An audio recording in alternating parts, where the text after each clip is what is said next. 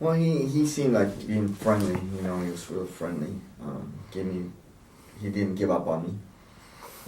Like you know, others would say, look at my case and just say, well, you know, you don't have a chance. I don't know what to do.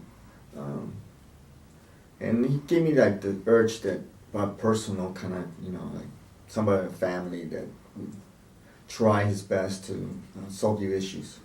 You know, in that aspect of it. So I felt confident, you know, every time I came over and talked about our case, my case, and you know, I knew that he would. I'd be in good hands. You know, we won like once, and then we went to, as we say, it was thrown off real quick. But the government, you know, they appealed it, and so we went back to court, and there was a long process, and then we lost, and then but he didn't seem to give up. Which I would just appeal it to, and we'll go to the Ninth Circuit and just keep going, you know, and. He wrote some paperwork on my behalf, and it was good. And I was confident in his writing, you know, all my issues, I was just felt that I was in good hands. What would you say to somebody who said, hey, you know, should I talk with Nick? I would tell him they made the right choice, you know. He's going to tell you straight up front. He's not going to try to take your money and run with it, as you can say. You know, he's going to be a stand-up guy. He's not going to waste your time and his time, and just take your money, pretty much. I mean, Did you always feel like you got straight answers? Yeah, I got straight answers. I didn't get well, maybe, well, maybe not. You know, this is what may happen. This.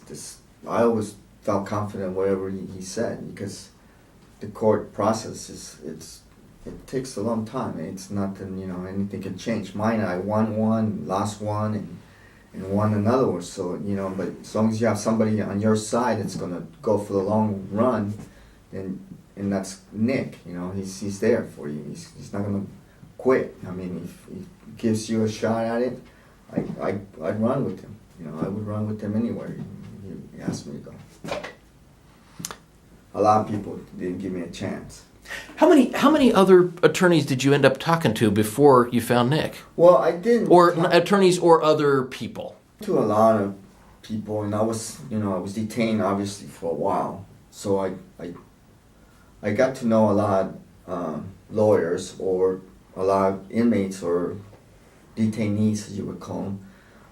They would talk to me about their lawyers, and some of them, you know, a lot of them would just go there and they just pretty much want their money and fill out the paperwork, and that was it, you know. And then they wanted more money in case they won, or they wanted for an appeal and more money, and I saw a lot of that happening while I was detained in there. He said, well, we just paid him this, now he wants now for another appeal, now I'm going to sign him and leave. So just make sure you pick the right lawyer and you get, you know.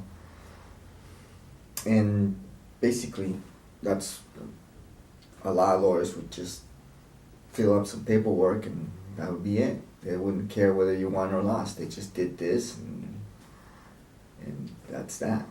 But you have to, you know, some people, I don't know, every case is different. So, sure. So I couldn't say what they did, but I know Nick, you know, I'm just thankful that, thank God that, you know, he put it in my path. That's about it, really.